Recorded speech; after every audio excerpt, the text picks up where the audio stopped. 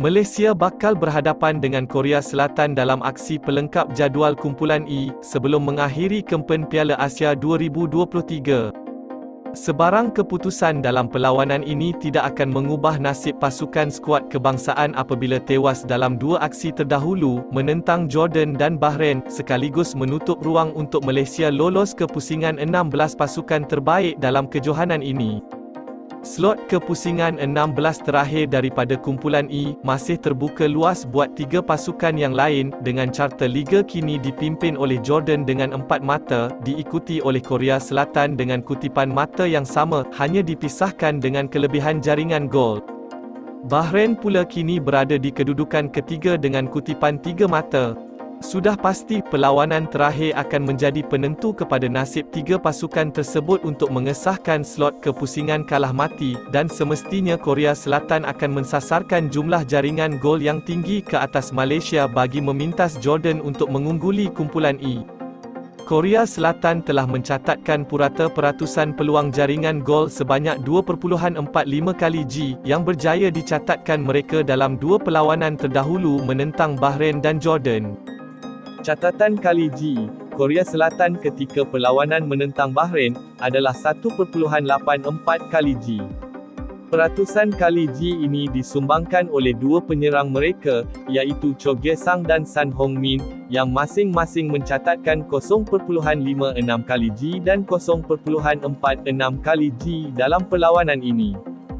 Ketika bertemu Bahrain, mereka berjaya mencatatkan bacaan kali G sebanyak 3.06.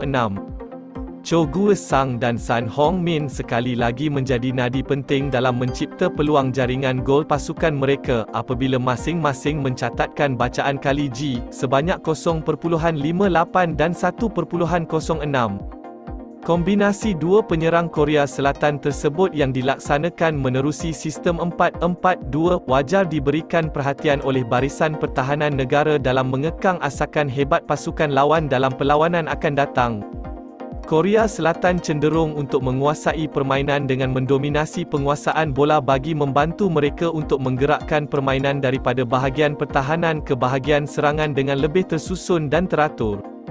Mereka telah mencatatkan purata penguasaan bola sebanyak 65% dalam 2 perlawanan terdahulu, sekaligus menunjukkan kepada kita bagaimana mereka cuba untuk mencipta superioriti ke atas pasukan lawan bagi memimpin perlawanan. Penguasaan bola ini turut disokong oleh kualiti teknikal yang dimiliki oleh pemain mereka tatkala mereka berupaya untuk memastikan hantaran-hantaran yang dilakukan dengan tepat.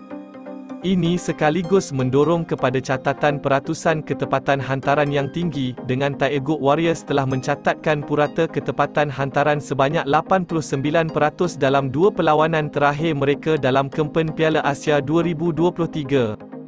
Keberkesanan Korea Selatan dalam aspek mendominasi penguasaan bola serta ketepatan hantaran yang tinggi membolehkan mereka untuk menggerakkan serangan menerusi hantaran-hantaran pendek, di mana ianya boleh disokong oleh data peratusan hantaran jauh.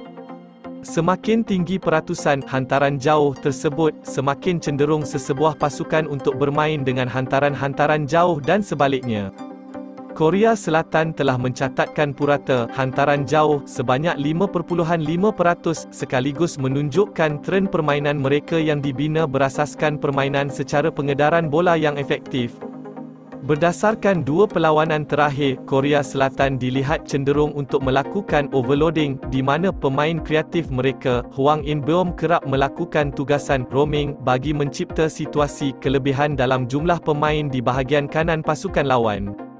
Son Heung-min juga aktif beroperasi di zon tersebut, sekaligus menuntut penumpuan, disiplin serta komunikasi yang tinggi terhadap barisan pertahanan Malaysia bagi mengekang ancaman pihak lawan. Menerusi data purata posisi, Korea Selatan dilihat cenderung untuk menguasai kawasan kanan pasukan lawan ketika perlawanan menentang Jordan tempoh hari. Overloading di kawasan tersebut dilihat menjadikan gerakan serangan Korea Selatan lebih dinamik menerusi kebolehan pemain-pemain mereka yang kreatif serta berteknikal tinggi seperti Hwang In-beom dan Son Heung-min berupaya untuk memecahkan kedegilan blok pertahanan lawan menerusi fluiditi permainan yang ditawarkan oleh mereka.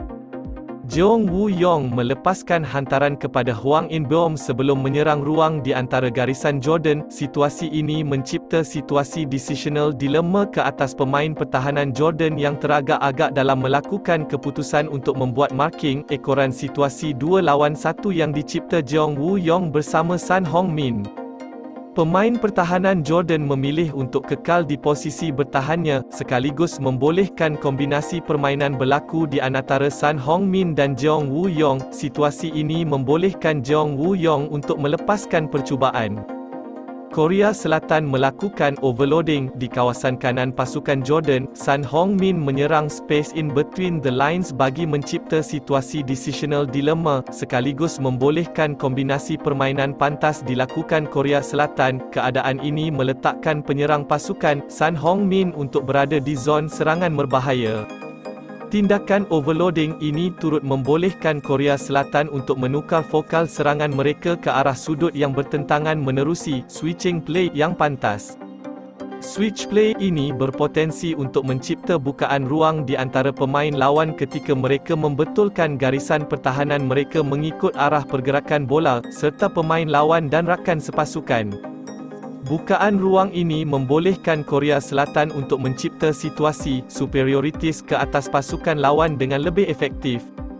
Korea Selatan akan mengekalkan konsep serta prinsip yang sama ketika mengerumuni kawasan kiri pasukan lawan sebelum mereka mengubah fokal serangan ke sudut bertentangan, sekaligus mencipta situasi 3 lawan 2 ke atas pemain lawan. Keadaan ini meletakkan Korea Selatan di kedudukan serangan yang berbahaya. Sumber kreatif pasukan Korea Selatan adalah berpaksikan kepada pemain pivot mereka, iaitu Hwang In-beom yang memakai jersey nombor 6. Ketenangan serta visi permainannya yang kreatif akan membawa nilai tambah buat Korea Selatan ketika mereka merencana gerakan serangan pasukan. Hwang In-beom turut menjadi pemain sasaran rakan sepasukannya untuk dijadikan opsen hantaran utama. Situasi ini turut disokong oleh data passing networks yang menunjukkan kepentingan Hwang In-beom sebagai pivot pasukan. Kepentingan Hwang In-beom buat pasukan Korea Selatan jelas kelihatan menerusi data passing networks apabila beliau mencatatkan jumlah kombinasi hantaran yang tinggi, sekaligus membuktikan dirinya sebagai antara opsen hantaran utama buat rakan sepasukan ketika Korea Selatan membina gerakan serangan. Cabaran getir bakal dihadapi oleh pasukan Harimau Malaya untuk berhadapan dengan Korea Selatan dalam aksi peringkat kumpulan terakhir Piala Asia 2023 ini. Terdapat jurang serta perbezaan yang tinggi terutamanya dalam aspek teknikal permainan yang memisahkan pasukan negara dengan Korea Selatan yang merupakan antara jaguh di benua Asia. Fokus utama Malaysia sudah tentu terarah kepada aspek defensif pasukan. Skuad kebangsaan dilihat bergelut dalam mengekalkan cohesion pasukan ketika melakukan tugasan bertahan. Isu ini harus segera diselesaikan bagi mengelakkan Malaysia dibocori dengan jumlah gol yang besar dalam perlawanan ini.